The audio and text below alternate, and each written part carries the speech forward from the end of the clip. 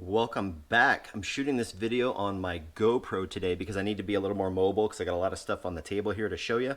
And so if you get some weird, like the light descending or something like that on the screen, I got LEDs. I opened the garage so we can get some air and light, so hopefully it doesn't affect it too much. But I told you we'd do video 2 on the equipment that I'm using and some options. I'm not going to go over every option in the world because honestly there's too many to go over them all, and I don't have that many examples to show you. I'll show you what I use, why I use it, and we'll briefly go through all my equipment.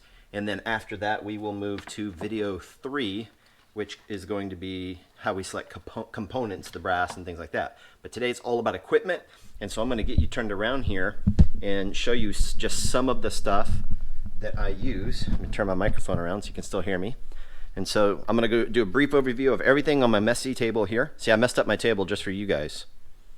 And if you've been watching my videos, you know that's a lie because it's always messy. So I'll go over presses, dies, measurement devices, case prep stuff, and powder distribution and weighing and all that good stuff. And so really you're going to go step by step. You've got a brass case, whether it's new or used. I've got some back here for general information, but anyways, you're going to resize it because when you shoot it, it expands. You want to bring it back down, and you're going to need dies for that. This one has a pin sticking out of it to punch the old primer out because you need to remove that so you can put a new one in. And then you do that on a press. This particular press has this die block. You snap it in, you put the case in here, you lube it, and I wanted to make sure I put this out so I didn't forget. I have a couple different types. Quick Slick from Lyman, Case Slick from RCBS. I like both of them. They're both equally as good to me. It's kind of a preference thing. You can make your own too, so look that up. So you put the case down in here. This one's kind of unique because you don't need a case holder, a little shell holder, like this press does. I'll show you that one briefly in a second here, but this one's got it built in. And when you actuate the lever, it grabs the case. You use the ram or the lever, you pull it down, actuates the press. You have just resized and deprimed the case.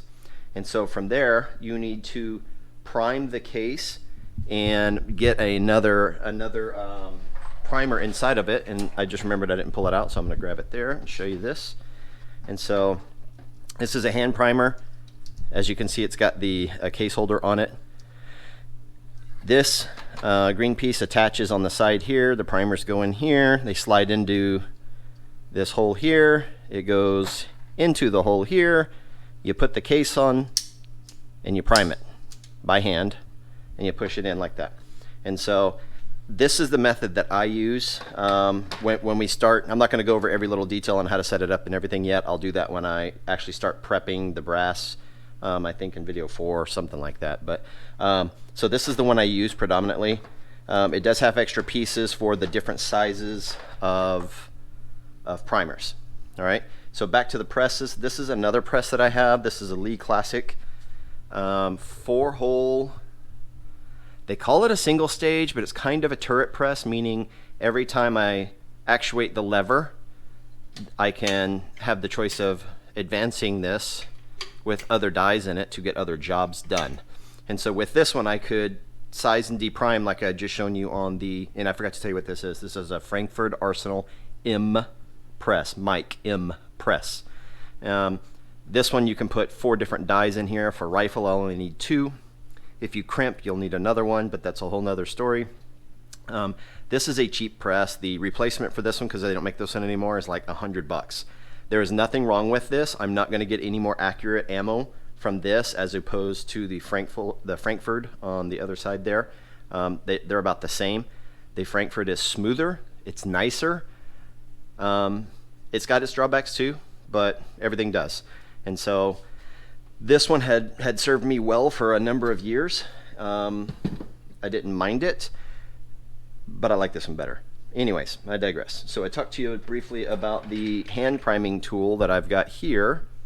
Well, when you use this press, there's a little lever that, I should have set it up for you, but I'm just out of room. There's a little lever that goes on right here, and this priming device will sit on here. I can actuate that and push a primer out of this device here. And when I'm when I get to the bottom or the top of the stroke, I can push the case down. See if I can do it one-handed here. Put it down like that, and it'll seat the primer. It works, but I don't really like it, and that's kind of why I stopped using this press. It doesn't seat right. I don't like the way it feels.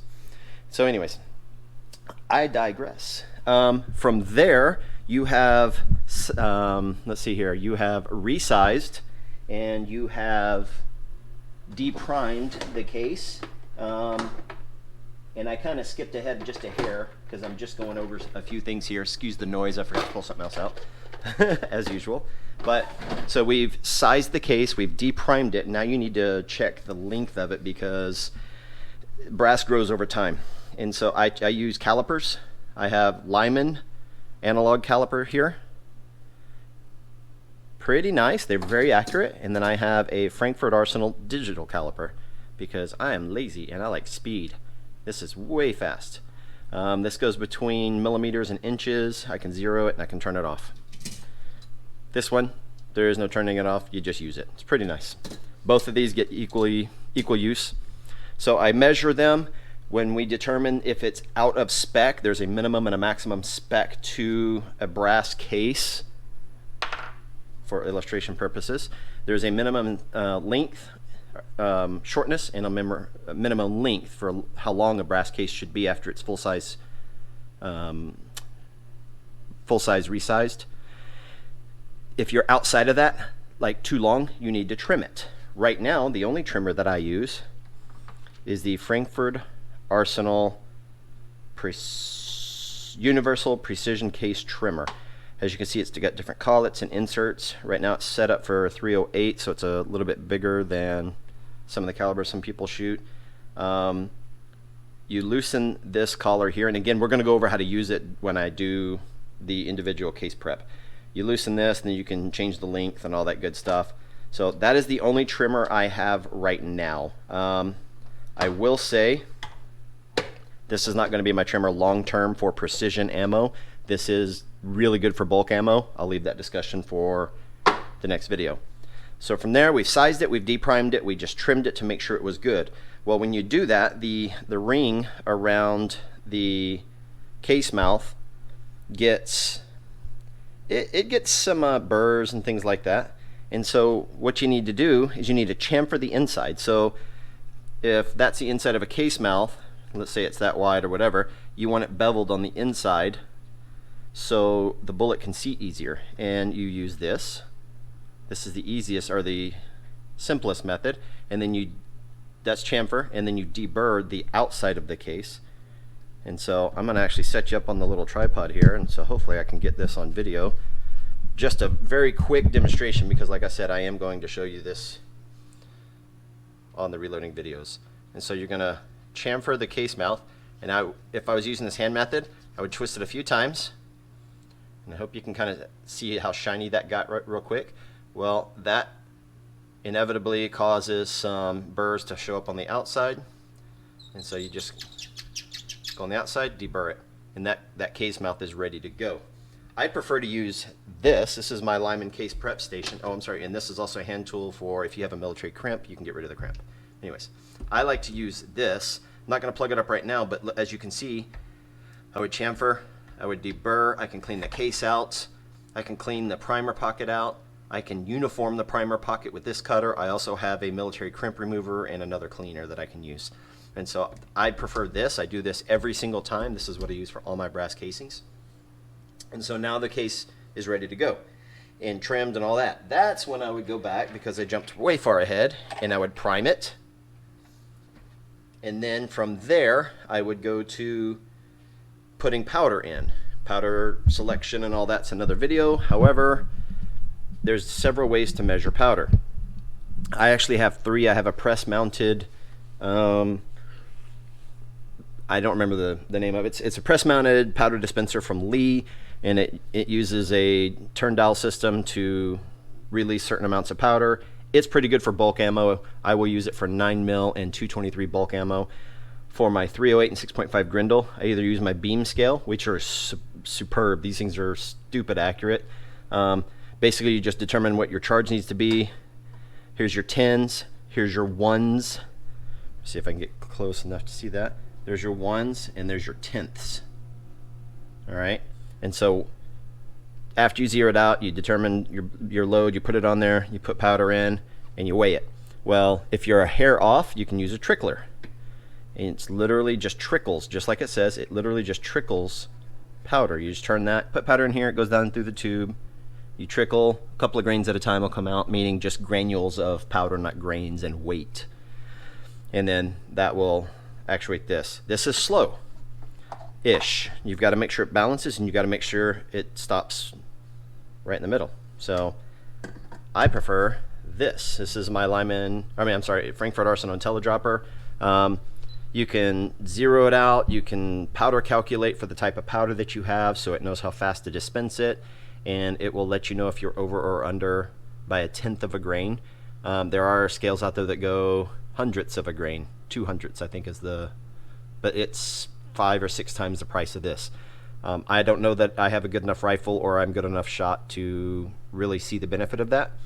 I think I still suffer from mixed brass and things like that, but this is how I measure powder. And then from there, you've got to seat the bullet, which brings you back to the press. And so you'd take this out, and then you'd use this die here. Well, there's nothing sticking out of it. It's hollow on the inside, but it's got a pointed end, pointed inwards. So when you put the bullet in,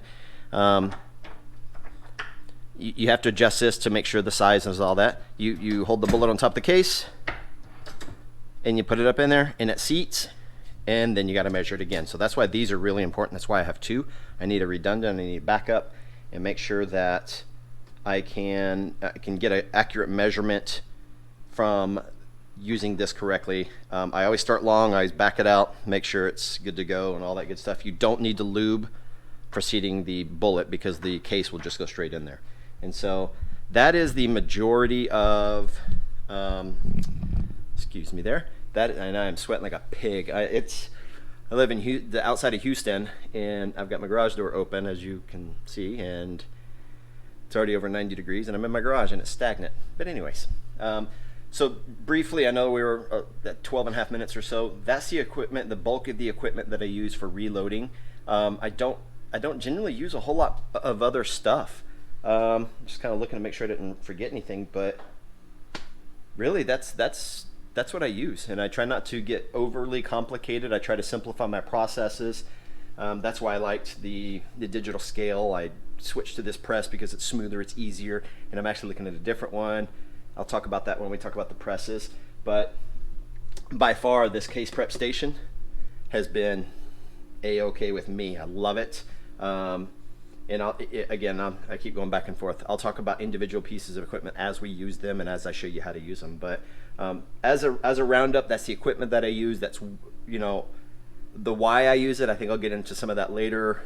It's kind of obvious why you use some of it, but this video is long enough. And with that, I'll see you here for part 3, which again will be, component selection. What brass to use and what powders, what primers, powder primer and bullets and all that good stuff, and choices and how you can make better ones. And with that, stay tactical.